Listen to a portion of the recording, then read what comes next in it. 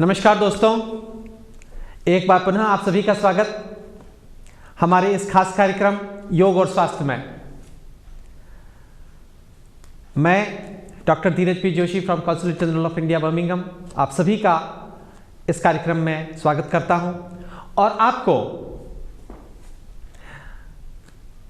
याद दिलाने की ज़रूरत नहीं है कि ये हमारा जो खास कार्यक्रम है वो हम आपकी हेल्थ को लेकर के डेडिकेटेड है, आपके स्वास्थ्य को लेकर के डेडिकेटेड है। योग और स्वास्थ्य की बात हम इस कार्यक्रम में करते हैं और मैं हर बार की तरह आपको आपके स्वास्थ्य से जुड़े हुए मुद्दों पे आपको बताने की कोशिश करता हूं। आज जिस टॉपिक को, जिस विषय को लेकर के मैं आपसे साथ बात करने वाला हूं वो है अर्थराइटिस। लाइफस्टाइल से जुड़ी हुई जितनी भी समस्याएं हैं, जो भी हमारी प्रॉब्लम्स हैं, वो सारी की सारी समस्याएं, वो सारी की सारी बीमारियां योग से ठीक की जा सकती हैं और अर्थराइटिस भी उनमें से एक है।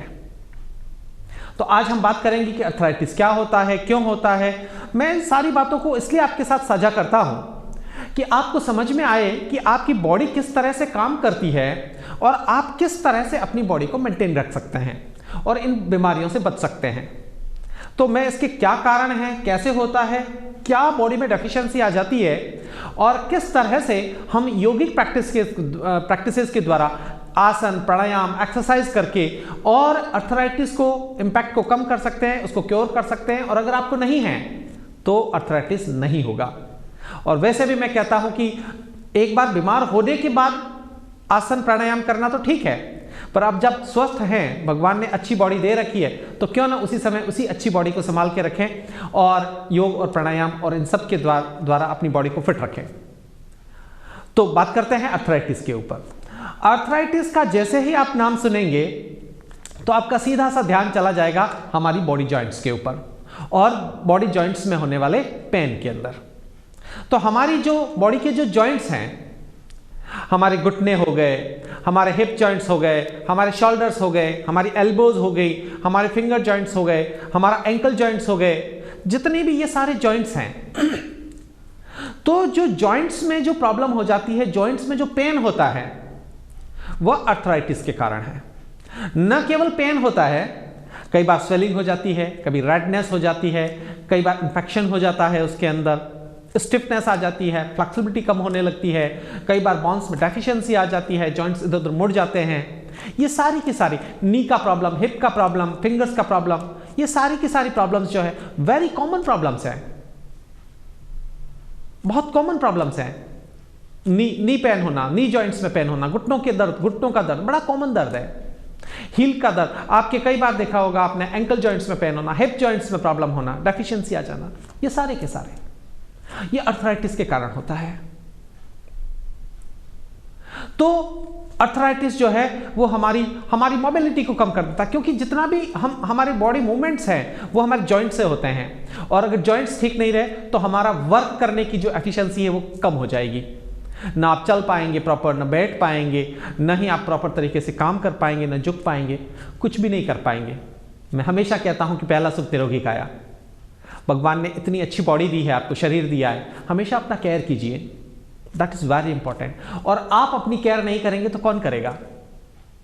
अपने लिए 30 minutes to 60 minute every day जरूर दीजिए, अपने लिए दीजिए, मेरे लिए नहीं, किसी और के लिए नहीं, अपने लिए बहुत जरूरी है। तो इसके कुछ कारण हैं और क्यों होता है, और ये तो सारे जॉइंट्स में होता ही है। जॉइंट्स के कारण क्या होता है, कई बार फीवर आ जाता है, हमें जॉइंट पेन है, फीवर हो सकता है, हमें हमारे बॉडी के अंदर हमेशा हमें एक लगेगा, हमें टायर्डनेस लगेगी, हम बिल्कुल बीमार जैसे लगेंगे हमेशा ही। इस तरह की कई प्रॉब्लम्स हो जाती हैं जो कि अर्थराइटिस के कारण होती हैं।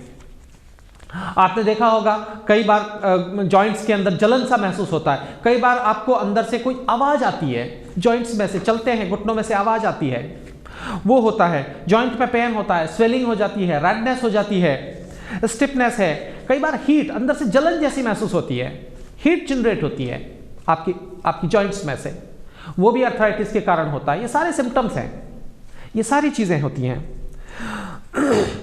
और ये इसके कारण आपकी नर्व्स वीकनेस हो जाती हैं। कई बार बैक पेन है, बैक पेन के अंदर अगर कई बार अर्थराइटिस जो है आपकी स्पाइन के अंदर और वहां हो गया, उसके अंदर नर्व वीकनेस, तो आपकी नीचे वाली ब्लड फ्लो जो होता है, सर्कुलेटरी सिस्टम है, उसके अंदर डेफिशिएंसी आ जाती है, नर्व सिस्टम के अंदर डेफिशिएंसी आ जाती है। ये भी हमारे जॉइंट पेन के कारण होता है, क्योंकि वहां से नर्व्स निकल रही होती हैं और वो कंप्रेस हो जाती हैं, तो वो भी एक बहुत बड़ा रीज़न है।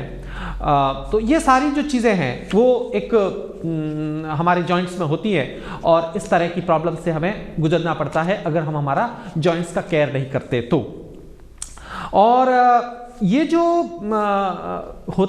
अर्थराइटिस है उसके कई कारण हैं, हम अभी डिस्कस करेंगे बहुत डिटेल में। एक छोटे 2-3 कारण मैं आपको बताना चाहूंगा। अगर आपकी ओबेसिटी है, मोटापा है, आपके जॉइंट्स आपके एक पर्टिकुलर वेट के लिए बने हुए हैं, जिस वेट के लिए वो बने हुए हैं, अगर उनके ऊपर आप बहुत ज्यादा वेट, ओवरवेट डाल दोगे तो क्या होगा?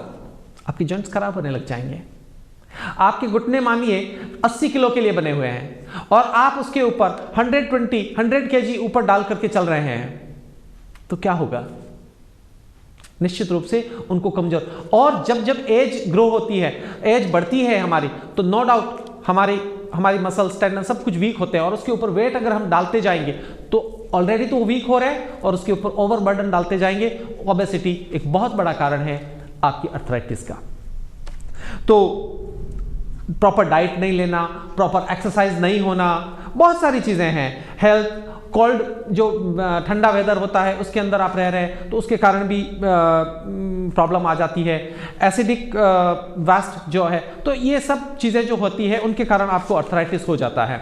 और जो अर्थराइटिस होता है उसके वैसे कई प्रकार हैं अलग अलग जॉइंट्स के हिसाब से, बट मुख्य रूप से जो मेन जो चीज़ है वो 3 प्रकार के अर्थराइटिस है। आपने नाम सुना भी होगा, ऑस्टियोआर्थराइटिस, रूमेटॉइड अर्थराइटिस। ये 2 मेन चीजें हैं जो हमें जनरली देखने को मिलती है। और एक तीसरा गॉट जो है वो भी एक टाइप है। जो हमारे जॉइंट्स हैं, देखिए कई बार आप लोगों के मन में ये होता होगा, आपको लगता होगा कि बोन के अंदर, हड्डियों के अंदर कोई डेफिशिएंसी आ गई है। हड्डियों की डेफिशिएंसी कम, और जो जॉइंट्स जो होते हैं, जॉइंट्स को जो आपस में जोड़ के रखते हैं वो कनेक्टिंग टिश्यूज, जॉइंट्स के बीच में जो होती है कार्टिलेज, लिगामेंट, टेंडन्स, मसल्स, इन सब के अंदर अगर कोई डेफिशिएंसी आ जाती है, अगर जॉइंट्स खराब होने के पीछे अगर आपके लिगामेंट, कनेक्टिंग टिश्यूज, आपकी मसल्स स्ट्रेंथन नहीं है, वीक हो गई, तो वो डिसलोकेट हो जाएंगे और उसके अंदर डेफिशिएंसी आनी स्टार्ट हो जाएगी। तो इसलिए ये सारे जो एलिमेंट्स हैं वो बहुत ही इंपॉर्टेंट रोल प्ले करते हैं आपकी जॉइंट्स की हेल्थ को रखने में, आपकी जॉइंट्स को अच्छा और स्ट्रांग रखने में, फ्लेक्सिबल रखने के अंदर। तो हम बात करते हैं कि ये जो 3 प्रकार के मैंने जो आपको बताए कि जो अर्थराइटिस के जो मेन टाइप हैं, ऑस्टियोआर्थराइटिस, रूमेटॉइड अर्थराइटिस और गॉट। तो हम लोग सबसे पहले बात करते हैं ऑस्टियोआर्थराइटिस के ऊपर कि ये ऑस्टियोआर्थराइटिस क्या है। ऑस्टियोआर्थराइटिस जो है वो एक सर्टन एज के बाद में, एज के कारण आने वाली एक जॉइंट्स की डेफिशिएंसी है। और इसके अंदर क्या होता है कि आपकी एज जब बढ़ती है तो एज में बढ़ने के कारण, जब एज आपकी कुछ बढ़ गई और बढ़ने के कारण क्या होता है कि डीजनरेशन होता है आपके जॉइंट्स के अंदर। तो नॉन इन्फ्लेमेटरी है, उसकी कोई इन्फ्लेमेशन नहीं होता है, नॉन इन्फ्लेमेटरी कॉज होता है, बट डीजनरेट होते रहते हैं। तो एज के कारण, एजिंग के कारण भी, क्योंकि आप एज ग्रो कर रही है तो एजिंग के कारण भी आपकी जो प्रॉब्लम्स हैं, और एज के कारण जो अगर होता है तो वो ऑस्टियोआर्थराइटिस है, और जिसके अंदर डीजनरेटिव होता है, जॉइंट्स के डिसऑर्डर उसमें से होने लगते हैं। और ये जो होता है वो मुख्य रूप से हमारे वेट बियरिंग और जो बड़े जॉइंट्स हैं उनके अंदर होता है, जैसे आपका हिप जॉइंट्स हो गया, आपका नी का प्रॉब्लम हो गया, तो ये जो जॉइंट्स है, और कई बार ये बैक में भी हो जाता है, स्पाइन में भी, और फिंगर्स में भी कई बार देखा जाता है। तो मुख्य रूप से तो ये बड़े जॉइंट्स और जो वेट बियरिंग जॉइंट्स हैं उसके अंदर ये समस्या पाई जाती है, होती है। और इसके जो मुख्य जो वेट बियरिंग जो हैं उन्हीं के अंदर होता है। और मैंने अभी आपको बताया कि ये जो होता है, अगर हमारा ओवरवेट है, ओबेसिटी है, तो वो इसका एक बहुत बड़ा कारण है आपकी ऑस्टियोआर्थराइटिस होने का। मिडिल एज में होता है या ओल्ड एज में होता है, 40 to 60 की एज में ये हो सकता है अगर आप अपने जॉइंट्स को केयर नहीं कर रहे हैं तो। और इसीलिए मैं कई बार कहता हूं कि इस उम्र के बाद में जो हम एक्सरसाइज करते हैं वो हमें हमेशा, हम ऐसे ही नहीं कि हर कोई एक्सरसाइज कर लिया। अगर आप 40 प्लस हैं तो आप हमेशा केयरफुल रहिए कि वो एक्सरसाइज करनी है, वो प्रैक्टिस करनी है जो आपके जॉइंट्स को डैमेज ना करे। That's very important. ऐसा नहीं कि आप मसल्स बनाने के लिए अपनी एक्सरसाइज कर रहे हैं और आपके जॉइंट्स खराब होते जा रहे हैं। तो हमेशा याद रखिए, अगर आप 40 प्लस हैं तो आप हमेशा केयरफुल रहिए आपकी जॉइंट्स के लिए। तो that's very important. Hormonal changes के कारण, जेनेटिक कॉज के कारण भी ये ऑस्टियोआर्थराइटिस कई बार हो जाता है। रोमेटाइड अर्थराइटिस है तो उसके इंपैक्ट के कारण भी कई बार ऑस्टियोआर्थराइटिस हमें देखने को मिलता है। कई बार वेट उठाने के, ये जब स्टार्ट होता है तो आप कोई वेट उठा रहे हैं तो उसके साथ आपको पेन होने लग जाएगा, या वेट उठाने के बाद में आपने रख लिया और उसके बाद में या शाम को जब बैठ गए तो उस समय आपको पेन होने लगता है। और किंतु जब आप अगर रूटीन में लंबे समय तक यह रहेगा तो उसके बाद में क्या होगा कि वो धीरे धीरे हमेशा रहने लग जाएगा। तो हमेशा ध्यान रखिए कि ये इस तरह का वेट बियरिंग हमेशा प्रॉपर तरीके से, मैंने बताया भी है कि हमें किस तरह से झुकना चाहिए, किस तरह से वेट को बियर करना चाहिए अगर हम उठा रहे हैं तो ओवरवेट होना अपने आप में, आप देखिए 15 किलो का वजन अगर आपको थोड़ी देर के लिए दे देंगे तो ठीक है, पर उसको कह देंगे कि 15 किलो को 24 आवर आपको कैरी करना है, तो आप सोचिए क्या हालत होती है हमारी। और जब हम ओबेसिटी की अवस्था में चले जाते हैं तो आपकी बॉडी हमेशा 15-20 किलो एक्स्ट्रा वेट लेकर के चलती है, इसलिए घुटने खराब हो जाते हैं, हिप जॉइंट्स खराब हो जाते हैं, एंकल जॉइंट्स खराब हो जाते हैं। तो ये सब ऑस्टियोआर्थराइटिस के कारण होता है। और उसके कारण जब इस तरह की प्रॉब्लम आती है तो स्वेलिंग आनी स्टार्ट हो जाती है और वहाँ पे स्वेलिंग हो जाती है, उसके कारण स्टिफनेस आ जाती है, फ्लेक्सिबिलिटी कम हो जाती है, ये सारी चीज़ें वहाँ पे होने लगती है। उसके बाद में हम बात करते हैं रोमेटाइड अर्थराइटिस की। ये जो रोमेटाइड अर्थराइटिस है वो इसका मेन जो कारण, तो कई बार साइंटिस्ट इसमें कई सारे कारण बताते हैं, किंतु मुख्य रूप से जो 2-3 कारण जो इसके मुख्य है उस पर हम बात करते हैं। और जो रोमेटाइड अर्थराइटिस है उसका मेन जो कारण होता है वो हमारा साइकोसोमेटिक डिजीज, मेंटल कारण बहुत ज़्यादा बड़ा कारण इसमें देखा गया है। स्ट्रेस के कारण जो होता है, और मेटाबॉलिक डिसऑर्डर जो हार्मोन्स के कारण, मेटाबॉलिक हार्मोनल चेंजेस के कारण भी ये हो जाता है, मेंटल ट्रॉमा के कारण हो जाता है, शॉक के कारण हो जाता है। ये सारे बहुत सारे कारण हैं जिनके कारण ये हमें होता देखा गया है रोमेटाइड अर्थराइटिस। उसके अलावा जो है जो हमारी बॉडी के अंदर इन्फेक्शन हो जाते हैं, उसके इन्फेक्शन के कारण भी आपको अगर इन्फेक्शन हो गया है या एक्यूट सेप्सिस हो गया है नोज में, थ्रोट के अंदर कोई इन्फेक्शन है, तो इन्फेक्शन बॉडी के अंदर है तो इन्फ्लेमेटरी होने के कारण क्या होता है कि आपकी बॉडी में WBC जनरेट होते हैं ज़्यादा, उसको फाइट करने, इन्फेक्शन को फाइट करने के लिए। और जब बहुत ज़्यादा WBC आपकी बॉडी के अंदर अगर जनरेट हो रही हैं तो उनके अंदर से भी कुछ केमिकल सिक्रेशन होता है और उस केमिकल सिक्रेशंस के कारण भी हमारे जॉइंट्स कई बार खराब हो जाते हैं। तो ये एक इसका बहुत ही बड़ा कारण है, इन्फेक्शन जो है वो बहुत ही बड़ा कारण है हमारे रोमेटाइड अर्थराइटिस के अंदर। साइकोसोमेटिक डिजीजेज मैंने उसको बताया ही था आपको कि बहुत बड़ा कारण है हमारे इसके रोमेटाइड अर्थराइटिस के अंदर। और जो रोमेटाइड अर्थराइटिस है वो डायरेक्टली हमारे टेंडन्स को, हमारी मसल्स को, कनेक्टिंग टिश्यूज को, उनको डैमेज करता है।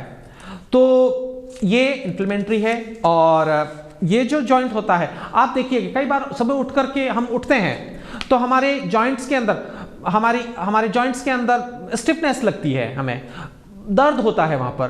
तो क्योंकि उस मसल्स जो है वो मसल्स के कारण हो रहा है, जॉइंट्स में बोन्स के अंदर डेफिशिएंसी नहीं है, वो मसल्स के अंदर है, टेंडन्स है, कनेक्टिव टिश्यूज के अंदर है। तो आप अगर इस तरह की प्रॉब्लम है तो वो आपका रोमेटाइड अर्थराइटिस की तरफ आप बढ़ रहे हैं, अवेयर होने की आपको बहुत जरूरत है। तो इसके अंदर भी, और एक जो मैंने बताया एक प्रकार और होता है गॉट, उसके अंदर क्या होता है कि हमारी बॉडी के अंदर यूरिक एसिड की जो मात्रा है वो किसी की कारण से, जेनेटिक कारण होते हैं, कोई दूसरे कारणों की वजह से, अगर हमारी बॉडी के अंदर फूड के कारण, किसी भी कारण से अगर हमें यूरिक एसिड हमारी बॉडी के अंदर बढ़ गया या यूरिक एसिड बन रहा है और हमारे बॉडी से बाहर नहीं निकल रहा है यूरिन के द्वारा, तो अगर हमारी बॉडी के अंदर यूरिक एसिड एक्यूमुलेट हो रहा है ब्लड के अंदर, तो उसके कारण भी हमें जॉइंट्स प्रॉब्लम होना चालू हो जाता है, हो जाती है। क्योंकि एसिड जो होता है वो आपको पता ही है कि एसिड जो हमारी बॉडी में काटने का काम करता है, खराब करने का काम करता है, तो वो जब हमारी बॉडी के अंदर, हमारे जॉइंट्स के अंदर डिपॉजिट होने लग जाएगा तो हमारी जॉइंट्स को खराब कर देगा। तो इट्स वेरी इंपॉर्टेंट कि इन चीज़ों को हम समझें और हमेशा ख्याल रखें। तो ये सारी चीज़ें हैं। और हमारे जो जॉइंट्स होते हैं, कई बार आपने एक चीज़ सुनी होगी कि हमारी बॉडी के अंदर कहते हैं, हमारे जॉइंट्स के अंदर हम कहते हैं कि हमारी जॉइंट्स के बीच में उसके बीच में एक स्पंज होता है, गद्दी होती है, लुब्रिकेशन होता है। तो मैं इसको छोटा सा एक बात उसके ऊपर भी बताना चाहूँगा कि अगर हमें ऑस्टियोआर्थराइटिस हो रहा है और डिजनरेट हमारी कार्टिलेज है वो डैमेज होती जा रही है, हमारी बोन्स हैं, बोन्स के बीच में दोनों बोन्स आपस में टच नहीं होती हैं, उनके बीच में कार्टिलेज होती हैं, तो उसके ऊपर बट एक बात हमेशा ध्यान रखिए कि कार्टिलेज अगर एक बार खत्म हो गई तो वापस नहीं बनती है हमारी, क्योंकि कार्टिलेज के अंदर ब्लड सप्लाई नहीं है, वहां पे प्रॉपर ब्लड सप्लाई कार्टिलेज में नहीं होती है, उसके साइड में ब्लड सप्लाई होती है, साइड के अंदर ही वहां पर नर्व्स, पेन नर्व्स और नर्व्स होती हैं, वेन्स और आर्टरीज होती हैं साइड में, वहीं से उसके अंदर जो लुब्रिकेशन होता है वो साइड से होता है, उसके अंदर नहीं होता। अगर आपकी एक बार कार्टिलेज खराब हो गई तो उसको रिपेयरेबल नहीं है, वो रिपेयर, हमारी बॉडी उसको रिपेयर नहीं करती, इसलिए हमें नी जॉइंट्स रिप्लेसमेंट करवाना पड़ता है। बट हमेशा याद रखिए, अगर आपने जॉइंट्स रिप्लेस भी करवा लिया और जो उस होने का जो कारण था, अगर आपकी बॉडी में एसिड बन रहा है, यूरिक एसिड एक्यूमुलेट हो रहा है, आप स्ट्रेस रह रहे हैं, तो वो जॉइंट्स जो आपने रिप्लेस किया है वो भी एक समय के बाद में खराब होने की पूरी संभावना रहेगी। तो इसलिए हमें कारण को समझना होगा कि किस कारण से हमारा, अगर आप ओबेसिटी में हैं और आपने रिप्लेस करवा लिया तो ओबेसिटी आपकी खत्म नहीं करी तो वापस हो सकता है। तो हमेशा ध्यान रखिए कि कारण के ऊपर जाइए कि आपको क्यों हो रहा है, दैट्स वेरी इंपॉर्टेंट। कुछ चीजें हैं जो मैं आपको सजेस्ट करूंगा खाने पीने के अंदर कि किस तरह से आपको थोड़ा सा मॉडिफिकेशन अगर आप करेंगे अपनी लाइफ के अंदर तो आप कई सारी चीजों के अंदर बच सकते हैं। हमेशा मैंने कहा है आपका लाइफ मॉडिफिकेशन बहुत जरूरी है, आपका लाइफ प्रॉपर होना, क्योंकि अगर लाइफ अगर आपकी प्रॉपर रहेगी तो आप स्ट्रेस फ्री रहेंगे। और हम देख रहे हैं, मैंने हर प्रोग्राम के अंदर बताने की कोशिश की है कि स्ट्रेस जो होता है वो बहुत बड़ा कारण होता है कई बीमारियों का। साइकोसोमेटिक जितनी भी डिजीजेज हैं वो सारी की सारी आपके मेंटल हेल्थ से रिलेटेड है। तो हमेशा प्रसन्न रहने की कोशिश कीजिए, हमेशा प्रसन्न रहने की। और अगर आपकी बॉडी में जान है, बॉडी आपकी स्वस्थ है, मेंटली आप स्वस्थ हैं, तो आप यकीन मानिए आपकी शरीर के अंदर बहुत कम रोग आपको इफेक्ट कर पाएंगे। हमेशा ध्यान रखिए आपका रूटीन बहुत अच्छा होना चाहिए। फूड पार्ट, जब आप हेल्थ की बात करते हैं तो एक्सरसाइज जितना इंपॉर्टेंट है उतना ही इंपॉर्टेंट आपका फूड है, आपकी डाइट है, आप क्या खा रहे हैं, कब खा रहे हैं, कैसे खा रहे हैं, कैसे डाइजेस्ट कर रहे हैं, इट इज वेरी इंपॉर्टेंट, बहुत इंपॉर्टेंट है। तो हम बात करते हैं डाइट प्लान, हम अभी डिस्कस नहीं कर पाएंगे, परंतु आपको क्या लेना चाहिए, क्या बचना चाहिए, उस पर हम जरूर बात करते हैं। एक हमेशा हम कहते हैं कि सुबह उठ करके आप पानी जरूर पीजिए और पूरे दिन के अंदर नियर अबाउट 10 ग्लास के आसपास आप पानी जरूर पिए। पानी आपकी बॉडी से टॉक्सिन्स को बाहर निकालता है, आपका ब्लड प्यूरिफाई होता है, वो बहुत सपोर्ट करता है आपकी जॉइंट्स की हेल्थ को बनाए रखने में, फ्लेक्सिबिलिटी को बनाए रखने के अंदर, आपको बॉडी को डिहाइड्रेशन से बचाता है। तो पानी आप जरूर पीजिए। कई बार ये पूछते हैं कि पानी कैसा पीना चाहिए, बहुत ज्यादा ठंडा या बहुत ज्यादा गर्म। आप पानी हमेशा बहुत ज्यादा ठंडा भी नहीं पीना चाहिए और बहुत ज्यादा गर्म भी नहीं पीना चाहिए, बॉडी टेम्परेचर के अकॉर्डिंग पीना चाहिए। क्योंकि अगर बॉडी टेम्परेचर के अकॉर्डिंग पिएंगे तो बॉडी में जाते ही तुरंत उसको डाइजेशन, अगर आप बहुत ज्यादा ठंडा पानी पिएंगे तो वो आपकी दूसरी प्रॉब्लम्स तो क्रिएट करेगा ही, डाइजेशन के अंदर हो सकता है प्रॉब्लम हो, बहुत सारी चीजें, बट उसको एक बार वार्म होगा और वार्म होने के बाद में वो डाइजेस्ट होगा। तो बॉडी टेम्परेचर के अकॉर्डिंग होने पर ही वो डाइजेस्ट होता है। तो हमेशा जो पानी हो वो आपका हल्का सा गुनगुना सा होना चाहिए, तो उससे आपकी बॉडी के अंदर डाइजेस्ट होने में उसको ठीक रहता है। तो पानी इस तरह से होना चाहिए। चलिए, तो पानी पीना है, हमेशा सुबह उठ करके पीजिए, दिन में पूरे दिन पानी पीते रहिए थोड़ी थोड़ी देर के बाद में, और नियर अबाउट 10 ग्लास के आसपास पानी आप पी सकते हैं।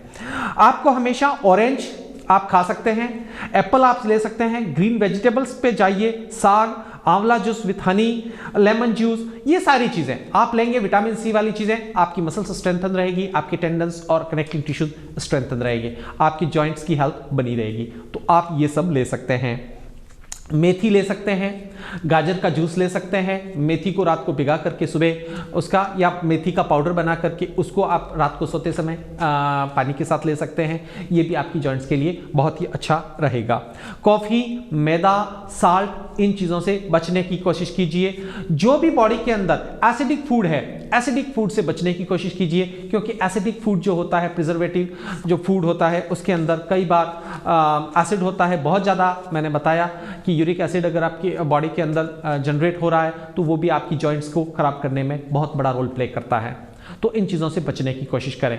और अगर आपको बहुत पेन है, कोई भी प्रॉब्लम है, तो आप अपने जीपी से, अपने डॉक्टर से सलाह लेकर के और उनकी सलाह को मानें, उनको फॉलो करें। और उनकी सलाह से आप अगर बहुत एक्यूट स्थिति में हैं, बहुत ज़्यादा प्रॉब्लम है, तो ज़रूर अपने डॉक्टर की सलाह से लेकर के सारी प्रैक्टिस करें। That's very important. चलिए हम अब बात करते हैं, जैसा कि हम हर प्रोग्राम में बात करते हैं, ये सारा प्रॉब्लम तो है ही, हम इसको मैनेज कैसे करें, योग इसमें आपकी कैसे मदद कर सकता है। तो हम बात कर रहे हैं योग करने में, आप जब आसन करते हैं, कुछ एक्सरसाइज करते हैं, प्राणायाम करते हैं, ध्यान करते हैं, मेडिटेशन करते हैं, तो ये सारी चीजें आपकी बॉडी और आपकी जॉइंट्स की हेल्थ को, आर्थराइटिस को कम करती है। हमने अभी देखा कि स्ट्रेस बहुत बड़ा कारण है आपके रूमेटॉइड आर्थराइटिस होने का।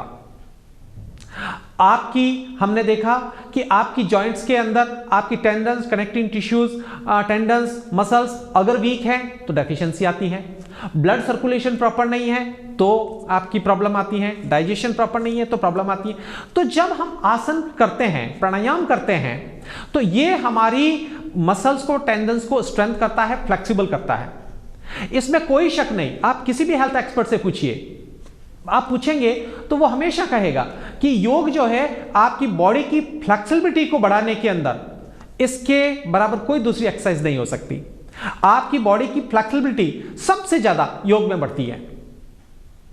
आपके बॉडी मूवमेंट्स प्रॉपर होते हैं, तो आपके जब बॉडी मूव करती है, इट्स मीन जॉइंट्स जो है, तो जॉइंट्स की जो फ्लेक्सिबिलिटी है वो हमेशा बरकरार रहती है योग के द्वारा। तो योग पहली बात तो आपके जॉइंट्स को स्ट्रेंथन करके रखेगा। ब्लड को प्राणायाम करेंगे, ब्लड प्यूरिफाई रहेगा, उसमें O2 की मात्रा बढ़ी हुई रहेगी। उस तरह से आपकी बॉडी को फिट रहेगा, आपकी मेंटल हेल्थ को स्ट्रेस फ्री रखेगा। तो ये कुछ चीजें हैं। बॉडी वेट को कंट्रोल रखेगा, तो ओवरवेट नहीं होगी, ओबेसिटी नहीं होगी। तो ओबेसिटी नहीं होगी तो ऑस्टियोआर्थराइटिस की जो बहुत बड़ा कारण है ओबेसिटी, उससे आप बच जाएंगे। तो ये कुछ चीजें हैं जिसको कि हमें इसलिए करना चाहिए। कई बार एक चीज क्वेश्चन आता है कि आपके जो जॉइंट्स हैं, तो अगर घुटनों में पेन हो गया तो हमें चलना चाहिए या नहीं चलना चाहिए, बैठ के काम करना चाहिए या नहीं करना चाहिए। तो मैं हमेशा कहता हूं कि आर्थराइटिस के अंदर जॉइंट्स को चलाना है, ओवरबर्डन नहीं करना है। चलाने से मतलब कि आप चेयर पे बैठ गए और अपने घुटनों को चलाते रहिए, हिलाते रहिए, तो जॉइंट्स में मूवमेंट रहना चाहिए। पर अगर आप जॉइंट्स को खत्म कर दें, आप केवल उनको हिलाएंगे नहीं, तो धीरे धीरे वो जॉइंट्स और ज्यादा खराब हो जाएंगे। तो आपके अगर जॉइंट्स में बहुत ज़्यादा अगर पेन है, इन्फ्लेमेशन हो गया है, इन्फेक्शन हो गया, तो एक बार डॉक्टर से मिलें, उनकी सलाह से दवाई लेकर के उसको एक बार जो आपको इन्फेक्शन हो रहा है वो ख़त्म करने के बाद में अपना एक्सरसाइज ज़रूर करें।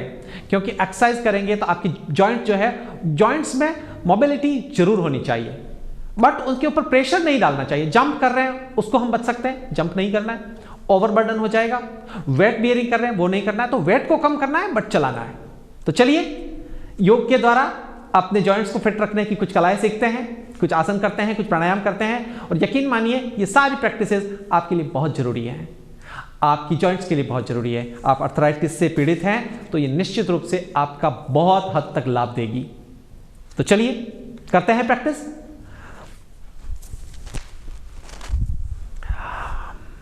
मैं हमेशा कहता हूं, हमेशा योग की प्रैक्टिस करने से पहले लगभग 4 घंटे फूड के बीच में और प्रैक्टिस के बीच में गैप होना चाहिए। पानी के बीच आपने कोई लिक्विड पिया है तो लिक्विड जो भी पानी लिया है उसके बीच में और प्रैक्टिस के बीच में लगभग 1 घंटे का गैप होना चाहिए। कंफर्टेबल कपड़े होने चाहिए, अच्छा सा मैट होना चाहिए, पास में कोई नुकीली चीज़ नहीं होनी चाहिए कि जिससे आप स्लिपरी हो जाएं और आपको लग जाए। आपका मैट जो है वो स्लिपरी नहीं होना चाहिए। ये कुछ चीज़ें हैं जिनका हमेशा आप ख्याल रखें।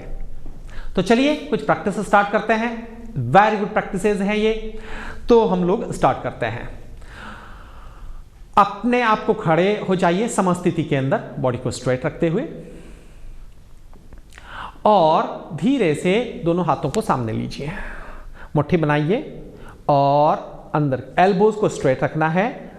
क्लॉकवाइज रोटेशन करेंगे। इसको आप 8, 10, 15 बार कर सकते हैं। एंटी क्लॉकवाइज रोटेशन करेंगे, इसको भी 8, 10, 15 बार कर सकते हैं। Down up down up down up, इस तरह से करेंगे। फिंगर्स को खोल लीजिए, मुट्ठी को खोल लीजिए, हाथ सामने रखेंगे। डाउन अप, साइड में पूरा हाथों को फैला लीजिए, दोनों अंगूठे आपस में मिले हुए। Down up down up down up, और यहां से इस तरह से शेर के पंजे की तरह से हाथों को टाइट कीजिए। सांस भरिए,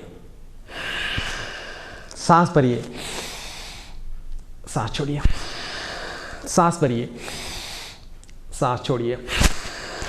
तो ये प्रैक्टिस है जो आपको करनी चाहिए। ये बहुत अच्छी प्रैक्टिस है जो आपको हमेशा आपको बेनिफिट करेगी। आपके शोल्डर जॉइंट्स के लिए हम लोग कर सकते हैं। दोनों हाथों को शोल्डर पैरेलल ऊपर उठाए, ऊपर टर्न किया और यहाँ पे कंधों पे लगा लिया। सांस भरेंगे, सांस छोड़ते हुए आगे, सांस भरें, सांस छोड़ें, ब्रीथ इन ब्रीथ आउट। सांस भरना है, सांस छोड़ना है। तो आगे लाते समय सांस को छोड़ना है और दोनों कंधों को पीछे लताते हुए सांस को भरना है। उल्टी दिशा में घुमाएंगे, सांस छोड़ेंगे, सांस भरें, सांस भरना है, सांस छोड़ना है। तो down to up, breathe in breathe out. तो इसको भी आप 15 से 20 बार कर सकते हैं। तो ये आपके शोल्डर्स के लिए बहुत ही अच्छा प्रैक्टिस हो गया। उसके बाद में हम लोग कुछ आसन करते हैं। तो चलिए कुछ आसन करते हैं जो कि बहुत ही इफेक्टिव हैं और आपके लिए बहुत फायदेमंद होने वाले हैं। तो दोनों पैरों को साथ में मिला लेंगे और थोड़ा सा पैरों में 2 इंच का गैप कर लेंगे। आप बैलेंस अगर नहीं कर पाते, पास में भी रख के किया जा सकता है। हम प्रैक्टिस कर रहे हैं ताड़ासन की। तो दोनों पैरों को पास लगा लें या 2 इंच का गैप कर लें। धीरे से दोनों हाथों को उठाएंगे, शोल्डर पैरेलल ऊपर की तरफ मुड़ा लेंगे हथेलियों को, और सांस भरते हुए दोनों हाथों को ऊपर लेके जाएंगे और धीरे से एड़ियों को ऊपर उठा लेंगे। सामने किसी पॉइंट के ऊपर देखेंगे और कंसंट्रेट करते हुए मेंटेन करके रखेंगे। पूरा स्ट्रेच करेंगे, पूरी बॉडी को स्ट्रेच कर लीजिए। आपके जॉइंट्स इसमें स्ट्रेच होते हैं, आपकी जॉइंट कनेक्टिंग टिश्यूज स्ट्रेंथन होती हैं। तो पूरा स्ट्रेच करके रखें। सामने किसी पॉइंट के ऊपर देखते हुए बैलेंस कीजिएगा। थोड़ी देर मेंटेन करने के बाद में धीरे से दोनों एड़ियों को नीचे लेके आए, दोनों हाथों को फिंगर लॉक बनाएं, धीरे से ऊपर की तरफ मोड़ लें और सांस भरते हुए पूरा ऊपर स्ट्रेच कर लेंगे। ब्रीथ इन, स्ट्रेच अप। तो मेंटेन करके रखेंगे। सामने किसी पॉइंट के ऊपर अपनी नजरों को गड़ा के रखेंगे। Just concentrate on a point parallel to your both eyes. ना तो नीचे देखना है ना ऊपर देखना है, आंखों के बराबर किसी पॉइंट के ऊपर देखना। एल्बो स्ट्रेट, पूरी बॉडी को अच्छे से स्ट्रेच कीजिए। नॉर्मल ब्रीदिंग चलती हुई रहेगी आपकी। एड़ियां ऊपर की तरफ, पूरी बॉडी को पीछे की तरफ नहीं धकेलना है, सीधा ऊपर की तरफ स्ट्रेच करना है। It's very important. धीरे से एड़ियों को नीचे लेके आएंगे, फिंगर लेग को रिलीज करेंगे, स्ट्रेच करेंगे सांस पड़ते हुए, और धीरे से दोनों हाथों को शोल्डर पैरेलल लेके आएंगे, हथेलियां जमीन की तरफ, सांस छोड़ते हुए नीचे लेके आ जाएंगे। बॉडी को स्ट्रेच किया और रिलैक्स कर लेंगे। तो ये एक प्रैक्टिस हुई जो कि बहुत ही अच्छी प्रैक्टिस है आपके लिए। दूसरी प्रैक्टिस अर्ध चक्रासन, आपकी बैक मसल्स के लिए बहुत ही अच्छी प्रैक्टिस है। उसको हम करते हैं। तो चलिए दोनों पैरों में शोल्डर पैरेलल गैप कर लेंगे, शोल्डर पैरेलल, कंधों के बराबर गैप, पंजे अंदर की तरफ रहेंगे पैरेलल। उसके बाद में दोनों हाथों को अपनी कमर पे लगा लीजिए और दोनों हाथों को पीछे की तरफ मोड़ लेंगे। एल्बोज को पीछे की तरफ, पूरा सपोर्ट हो जाए जिससे कि बैक मसल्स पे। यहां से धीरे से सांस भरते हुए पीछे की तरफ मुड़ जाएंगे अपनी कमर से, पर घुटने स्ट्रेट रहेंगे, घुटनों को नहीं मोड़ना है। अपनी कमर को पीछे से दोनों हाथों से सपोर्ट करके रखें, नॉर्मल ब्रीदिंग के साथ मेंटेन करके रखें। जिनको हाइपरटेंशन का प्रॉब्लम है, हाई बीपी का प्रॉब्लम है, वो बड़ा कॉन्शियसली, बड़ा ध्यान देते हुए प्रैक्टिस करेंगे, थोड़ी देर मेंटेन करेंगे नॉर्मल ब्रीदिंग के साथ में, और धीरे से ऊपर लेके आ जाएंगे। आराम से ऊपर आए, दोनों पैरों को साथ में मिलाया, बॉडी को स्ट्रेच किया और रिलैक्स कर लीजिए। लंबी गहरी सांस लेंगे, लंबी गहरी सांस को छोड़ लेंगे। तो ये हमारा खड़े रहने में दूसरा आसन हुआ। तीसरा आसन जो हम करते हैं, ट्रायंगल पोज, त्रिकोण आसन। धीरे से दोनों पैरों को 3 से 4 फीट की दूरी पे खोल लीजिए। दोनों टोज को इनसाइड मुड़ाएंगे, डोज को, पंजे जो हैं वो अंदर की तरफ, बाहर की तरफ नहीं, अंदर की तरफ। अंदर की तरफ रखने से क्या होगा, आप फिसलन नहीं होगी, तो you will able to make a grip on the mat. So आप अच्छे से ग्रिप कर लीजिए, नी, घुटने आपके स्ट्रेट रहेंगे। दोनों हाथों को सामने की तरफ लेके आ जाइए, अंगुली आपस में मिली हुई। धीरे से दोनों हाथों को ऊपर उठाएंगे, धीरे से राइट लेग को हाफ टर्न करेंगे, हाफ टर्न कर लिया। और टर्न करने के बाद में दोनों हथेलियों को सामने की तरफ मुड़ा लेंगे, इस तरह से। धीरे से सांस भरेंगे, बॉडी को सामने की तरफ ट्विस्ट करके रखना है, इस तरह से ट्विस्ट नहीं करना है, सामने की तरफ रखना है।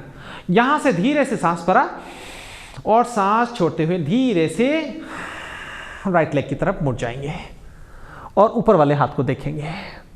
आप चाहें तो नीचे वाले हाथ से पैर को पकड़ भी सकते हैं, यहां पर भी लगा सकते हैं, हल्का सा सपोर्ट ले सकते हैं। ऊपर वाले हाथ को देखते रहेंगे, नॉर्मल ब्रीदिंग चलती रहेगी, दोनों घुटने स्ट्रेट रहेंगे। मेंटेन कीजिए। ये आपके हिप जॉइंट्स के लिए, आपके नी जॉइंट्स के लिए, एंकल जॉइंट्स के लिए, शोल्डर जॉइंट्स के लिए बहुत ही अच्छी प्रैक्टिस है। सांस भरते हुए ऊपर आ जाएं, धीरे से राइट लेग को इनसाइड मुड़ा लेंगे, लेफ्ट को आउट कर लेंगे और सांस भरेंगे यहीं पे, बॉडी को स्ट्रेट रखते हुए, और सांस छोड़ते हुए धीरे से लेफ्ट साइड में झुक जाएंगे। पैर को पकड़ लेंगे, हल्का सा टच कर सकते हैं, ऊपर वाले हाथ पे गेज करके रखेंगे। बॉडी को सामने की तरफ बेंड नहीं करना, ना पीछे की तरफ, साइड बेंडिंग। दोनों घुटने स्ट्रेट रहेंगे, मेंटेन करके रखिए नॉर्मल ब्रीदिंग के साथ में। बहुत ही अच्छी प्रैक्टिस है आर्थराइटिस के लिए। धीरे से सांस भरते ऊपर लेके आ जाए, लेफ्ट लेग को इनसाइड, हथेलियां जमीन की ओर, सांस छोड़ते हुए नीचे। Very good. दोनों पैरों को मिला लीजिए, बॉडी को स्ट्रेच कीजिए और आराम से रिलैक्स कर लीजिए। तो ये हमारा खड़े रहने वाले में तीसरा आसन हुआ, त्रिकोण आसन, which is very important, very nice posture. उसके बाद में एक पोस्चर बहुत ही अच्छा है, बट हमेशा ध्यान रखिए कि आप बैलेंसिव पोस्चर है, आप नहीं कर पा रहे हैं तो दीवार का सहारा लेकर के पीछे से अपनी दीवार के सहारे से अपनी बॉडी को टच करके आप कर सकते हैं। तो हमें क्या करना है, हम देखते हैं इस पोस्चर को, गरुड़ासन। तो इसके अंदर हम लोग क्या कर रहे हैं कि धीरे से राइट लेग को लिया, थोड़ा सा डिफिकल्ट पोस्चर है, हमेशा ध्यान रखिए आप कर सकते हैं तो ही कीजिए, नहीं कर सकते हैं तो ना कीजिए, और करना है तो आप अपनी पीठ को दीवार के सहारे लगा के कर सकते हैं। तो हमने लेफ्ट को नीचे रखा, राइट पैर को आगे लिया और थोड़ा सा झुका करके पीछे से बैंड करते हुए उसको लॉक कर लिया, इस तरह से। लेफ्ट हैंड को लिया और दूसरे को, राइट हैंड को आगे से इस तरह से लगा लिया। लगाने के बाद नमस्कार मुद्रा बनाई और सांस भरते ऊपर स्ट्रेच कर लिया और मेंटेन। आप देखेंगे हमारे सारे जॉइंट्स हमने ट्विस्ट कर लिए हैं। थोड़ा सा डिफिकल्ट है बट वेरी इफेक्टिव। धीरे से हाथों को रिलीज करेंगे और धीरे से पैरों को रिलीज कर लेंगे। इसी तरह से ये हमने लेफ्ट पैर से किया, तो अब हम राइट को नीचे रखेंगे, लेफ्ट को ले लेंगे, लेफ्ट को इसको लॉक करेंगे और लॉक करने के बाद में हमने इस हाथ को पहले लिया था, इस हाथ को उल्टा ले लेंगे और इस तरह से फिंगर लॉक बना लेंगे। बनाने के बाद में बॉडी को स्ट्रेच करेंगे और मेंटेन करके रखेंगे नॉर्मल ब्रीदिंग, सामने किसी पॉइंट पे देखते हुए। गरुड़ासन। नाउ धीरे से हाथों को रिलीज किया और धीरे से पैरों को रिलीज किया, स्ट्रेच किया, देन रिलैक्स। लंबी गहरी सांस लीजिए, लंबी गहरी सांस को छोड़ लीजिए। तो ये कुछ प्रैक्टिसेस हैं जो बहुत ही अच्छी हैं। एक नी जॉइंट्स के लिए उत्कटासन। चलिए दोनों पैरों को साथ में मिला लेंगे, धीरे से दोनों पैरों को खोल लेंगे, थोड़ा सा दोनों हाथों को अपनी थाइस पे लगा लेंगे और यहां से सांस भरते हुए धीरे से दोनों हाथों को शोल्डर पहले ऊपर उठा लें, एड़ियों को ऊपर उठा लें, और धीरे से सांस छोड़ते हुए नीचे बैठ जाइए इस तरह से। तो ये आपकी नी के लिए बहुत ही अच्छी प्रैक्टिस है, हिप जॉइंट्स के लिए बहुत ही अच्छी प्रैक्टिस है। बट हमेशा ध्यान रखना है, इसमें गलती क्या होती है, इस तरह से आगे झुक जाते हैं, जो कि विच इज नॉट गुड। तो हमें आगे नहीं झुकना है, कमर को सीधा रखने की कोशिश करनी है। घुटनों के अंदर शोल्डर के बराबर, कंधों जितना गैप रहना चाहिए, बहुत ज़्यादा खुले हुए नहीं, बहुत की तरफ अंदर की तरफ में ही। तो यहाँ रखेंगे, इस तरह से मेंटेन करके रखेंगे थोड़ी देर, नॉर्मल ब्रीदिंग रहेगी। धीरे से सांस भरते ऊपर उठ जाइए और सांस छोड़ते हुए नीचे। तो ये कुछ प्रैक्टिसेस हुई जो कि हमारे लिए बहुत ही अच्छी प्रैक्टिसेस हैं खड़े रहने में। तो बैठ के कुछ प्रैक्टिसेस हैं वो करते हैं। आइए, तो हम लोग यहाँ बैठ जाएंगे वज्रासन में। वज्रासन एक बहुत ही अच्छा प्रैक्टिस है, हम सभी जानते हैं नी के लिए। बट जिनको नी में बहुत ज़्यादा प्रॉब्लम है उन लोगों के लिए इस तरह से बैठना ठीक नहीं। तो वो क्या कर सकते हैं कि अपने थाई मसल्स और काफ मसल के बीच में एक हल्का पतला पिलो लगा सकते हैं, जिससे नी पे प्रॉब्लम प्रेशर कम आएगा। It's a very good practice. तो ये आप कर सकते हैं। चलिए, एक भद्रासन जो है, बटरफ्लाई पोस्चर, बॉडी को स्ट्रेच किया, दोनों पैरों को मिला लिया और फिंगर लॉक बना करके ठोस को पकड़ लिया, हिल्स को हिप्स की तरफ ला लिया। लाने के बाद में स्पाइन को स्ट्रेट रखेंगे और धीरे धीरे घुटनों को नीचे की तरफ लेके जाएंगे। ये थाई मसल्स, काफ मसल्स के लिए, हिप जॉइंट्स के लिए, नीज के लिए, एंकल जॉइंट्स के लिए बहुत ही अच्छी प्रैक्टिस है। तो नीचे लेके जाएंगे और अगर आप पुश कर सकते हैं तो दोनों घुटनों को जमीन पे टच करने की कोशिश करेंगे लास्ट में, इस तरह से। तो ये बहुत ही अच्छी प्रैक्टिस है आपके लिए। तो ये हमने कुछ प्रैक्टिसेस की जो कि बहुत ही अच्छी प्रैक्टिसेस हैं आपके नीज के लिए, हिप जॉइंट्स के लिए। वेरी गुड प्रैक्टिसेस हैं। चलिए, अब मैं आपको कुछ प्रैक्टिसेस बताता हूं लेट के करने वाली। लेट के करने वाली बहुत ही अच्छी प्रैक्टिसेस हैं, उसको हम करते हैं। तो हम लेट जाते हैं इस तरह से शवासन के अंदर।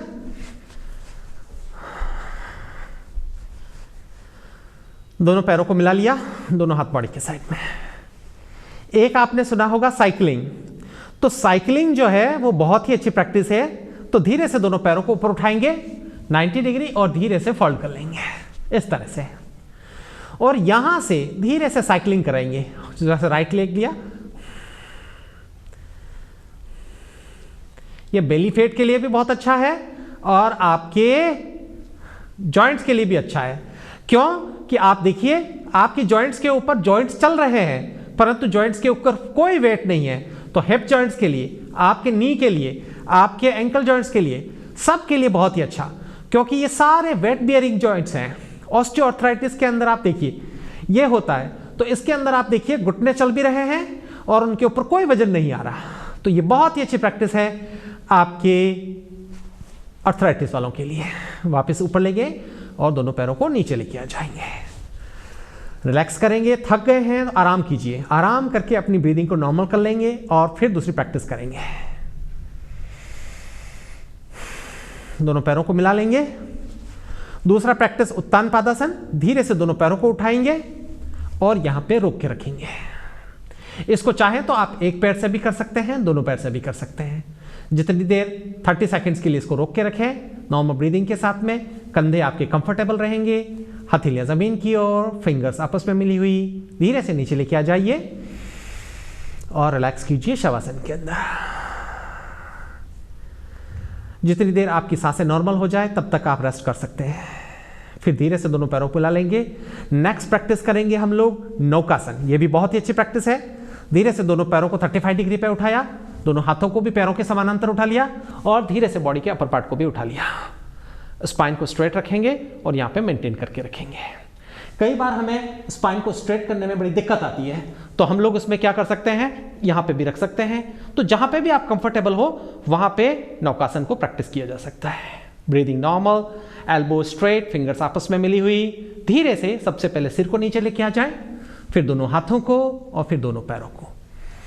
बॉडी को स्ट्रेच कीजिए और रिलैक्स कीजिए। तो ये कुछ प्रैक्टिसेस हैं जो कि बहुत ही अच्छी हैं।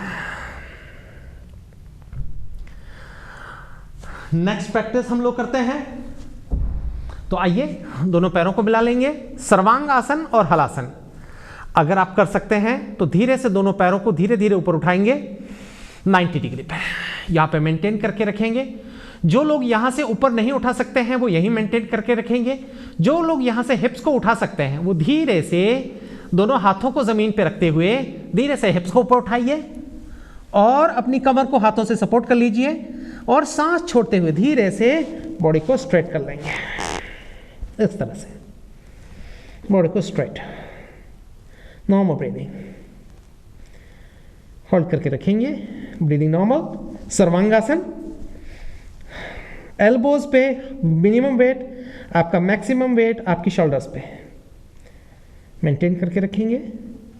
फिर धीरे से दोनों पैरों को पीछे लेके आ जाएंगे 45 डिग्री पे, दोनों हाथों को जमीन पे लगा लेंगे और सांस छोड़ते हुए दोनों पैरों को पीछे की तरफ लगा लेंगे और यहाँ मेंटेन करके रखेंगे नॉर्मल ब्रीदिंग के साथ में। हलासन बहुत ही अच्छी प्रैक्टिस है अर्थराइटिस के लिए। धीरे से यहाँ से दोनों पैरों को वापस ऊपर उठाएंगे, सांस को रोक के धीरे से अपने हिप्स को जमीन पे लेके आ जाएंगे, स्पाइन के सहारे से 90 डिग्री पे मेंटेन करेंगे और यहाँ से धीरे धीरे दोनों पैरों को नीचे लेके आएंगे 65, 45, 35, 25 कंट्रोल एंड डाउन। बॉडी को स्ट्रेच किया, देन रिलैक्स इन शवासन। तो ये हमने कुछ आसन देखे, रिलैक्स कीजिए। फिर दोनों पैरों को मिला लिया।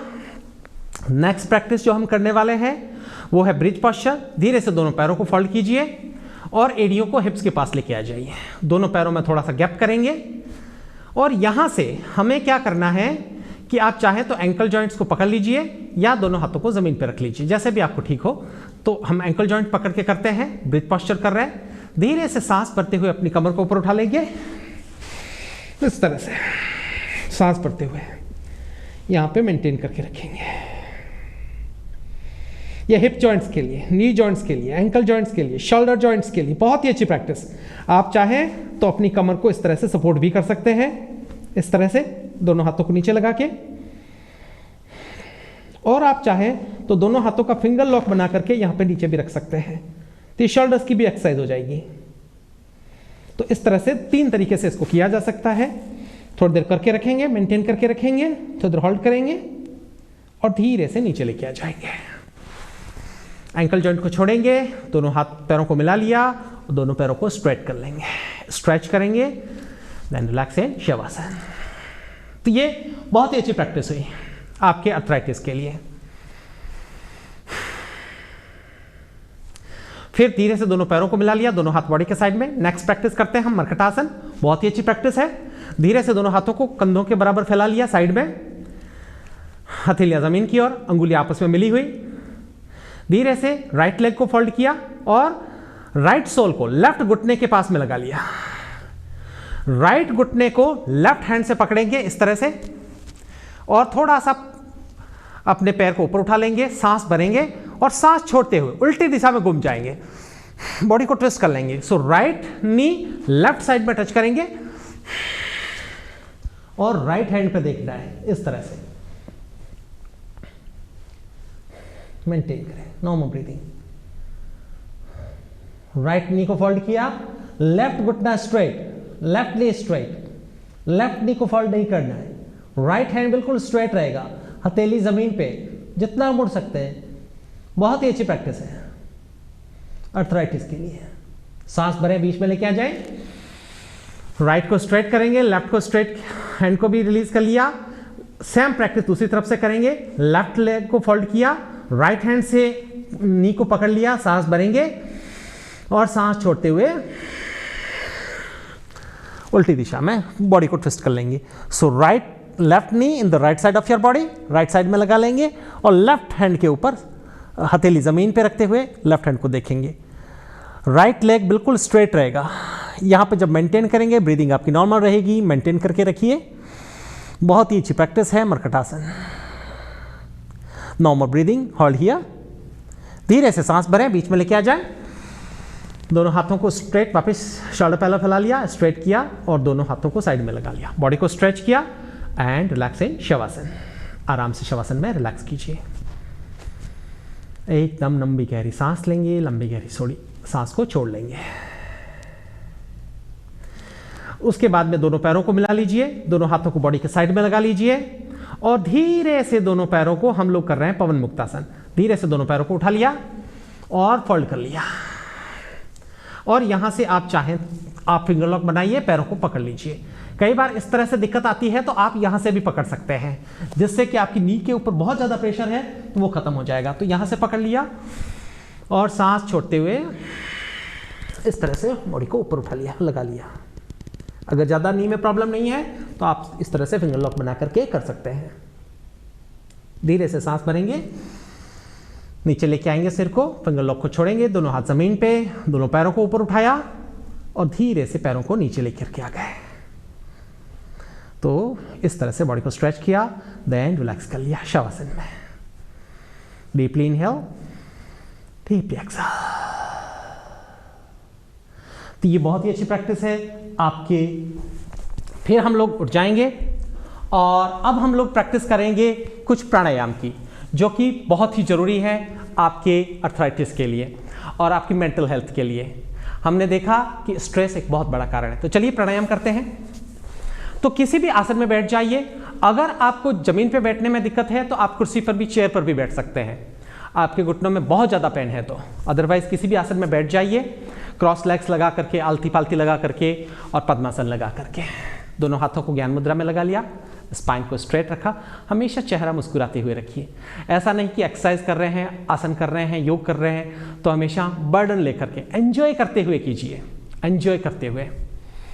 तो स्पाइन को स्ट्रेट रखेंगे, बॉडी को स्ट्रेट रखेंगे और हम प्राणायाम करते हैं। तो मैं आपको कुछ प्राणायाम बताने वाला हूं जो कि आपके लिए बहुत ही अच्छे हैं अर्थराइटिस के लिए।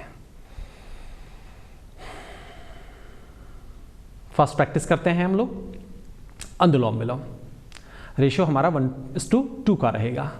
तो सबसे पहले हमें क्या करना है, राइट हैंड को लिया, सीधे हाथ की 2 उंगलियों को राइट हैंड के अंगूठे के मूल में लगाना है। इस तरह से पूरी सांस छोड़नी है बाहर। फिर राइट हैंड से, अंगूठे से राइट नॉस्ट्रिल को, सीधे नाक को बंद कर देना है और धीरे धीरे सांस लेनी है। धीरे धीरे, बहुत जल्दी नहीं, धीरे धीरे सांस लेनी है लेफ्ट साइड से। 10 काउंट कर सकते हैं। जिस स्पीड से सांस ली है उसी स्पीड से सांस को छोड़ना। लेफ्ट नॉस्ट्रिल को बंद करेंगे और राइट नॉस्ट्रिल से सांस को छोड़ देंगे 20 काउंट करते हुए। तो इसका डबल छोड़ना, जितना हम सांस ले रहे हैं उसकी डबल सांस को छोड़नी है। धीरे धीरे पूरी लंबी गहरी सांस राइट साइड से छोड़ देंगे। थोड़ी देर सांस को रोक के रखेंगे और धीरे से राइट साइड से सांस लेंगे। फिर राइट नॉस्ट्रिल को बंद किया और लेफ्ट नॉस्ट्रिल से सांस को छोड़ देंगे।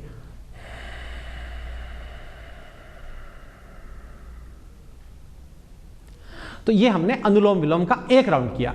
तो आप इस तरह के 5, 10, 15 राउंड, 20 राउंड भी कर सकते हैं। 5 मिनट, 10 मिनट, 15 मिनट तक इसको कर सकते हैं। ये आपकी दोनों नाड़ियों को एक्टिवेट करेगा, ईड़ा और पिंगला, राइट एंड लेफ्ट नाड़ी को, और आपकी आगे की प्रैक्टिस के लिए आपको तैयार करेगा। आपके लंग्स को कैपेबल करेगा और आपकी बॉडी के ब्लड के अंदर O2 की मात्रा को, ऑक्सीजन की मात्रा को बढ़ाएगा, जो कि अर्थराइटिस के लिए हेल्पफुल होगी रिमूव करने के लिए। चलिए नेक्स्ट हम प्रैक्टिस करते हैं कपालभाति। बहुत ही अच्छी प्रैक्टिस है, ओबेसिटी को भी कम करेगी और आपकी अर्थराइटिस में भी आपको बहुत मददगार होगी। तो चलिए कपालभाति करते हैं। स्पाइन को स्ट्रेट रखेंगे और हम क्या करेंगे, कपालभाति। तो कपालभाति में हमें हमेशा सांस छोड़ने पे फोकस करना है। सांस लेना ऑटोमेटिकली है, तो ऑटोमेटिक सांस आती रहेगी और हम सांस छोड़ने पर फोकस करेंगे। हमें स्पाइन को स्ट्रेट रखना है, कंधे हमारे ढीले रहेंगे, एल्बोज, फिंगर सभी एकदम कंफर्टेबल रहेगी। तो चलिए कपालभाति करते हैं। आंखें बंद रख सकते हैं।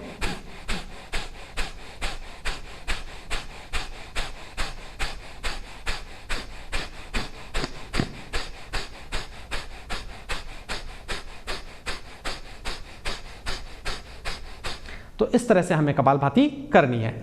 एक बात कई बार प्रश्न पूछा जाता है कि हमें कितना जोर से करना है, कितना धीरे करना है।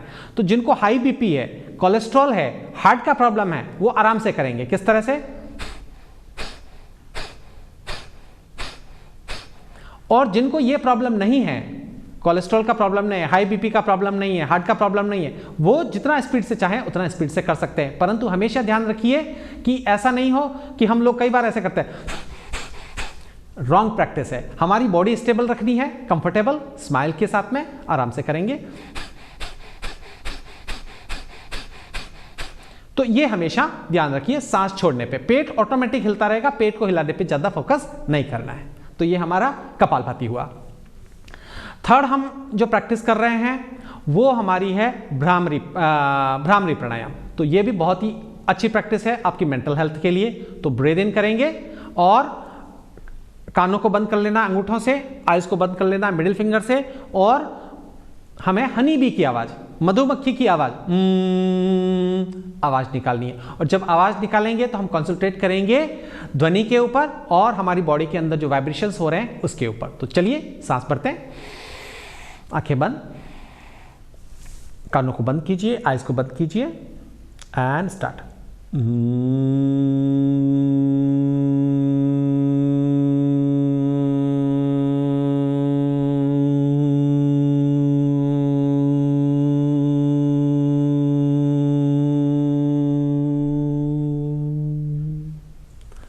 तो ये मैंने एक राउंड करके बताया। इस तरह के आप 5, 15, 20 राउंड कर सकते हैं। तो ये आपके लिए बहुत ही मददगार होगा अर्थराइटिस के अंदर। और एक प्राणायाम लास्ट में मैं बताना चाहूँगा, वो है सूर्यभेदी प्राणायाम।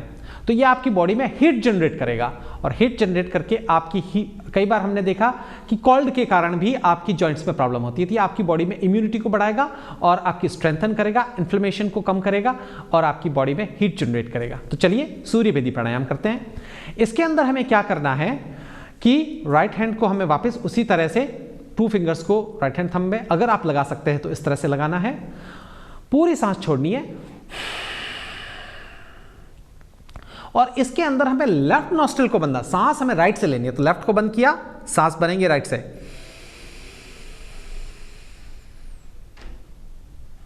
और राइट नॉस्ट्रिल को बंद करेंगे और लेफ्ट नॉस्ट्रिल से सांस को छोड़ देंगे।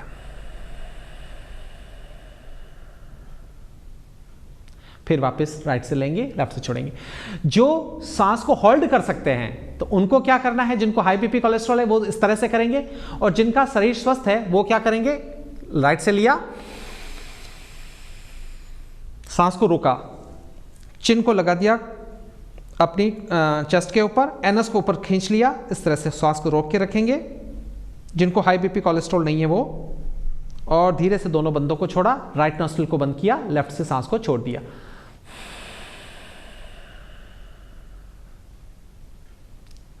तो ये हमारा सूर्यभेदी प्राणायाम हुआ। तो ये भी बहुत अच्छा प्रैक्टिस है। तो ये सारी प्रैक्टिस करेंगे और ओम चैंटिंग को हमें करना है। तो ओम चैंटिंग करते हैं।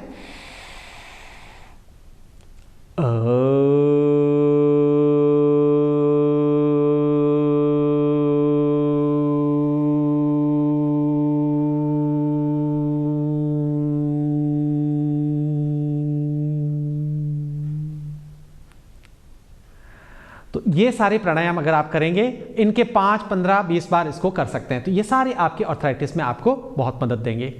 तो बहुत बहुत धन्यवाद, नमस्कार। आसन प्राणायाम करते रहिए, अपने आप को स्वस्थ रखिए, आर्थराइटिस से अपने आप को मुक्त रखें, स्वस्थ रहें, निरोगी रहें, प्रसन्न रहें और अपना बहुत बहुत ख्याल रखिए। धन्यवाद।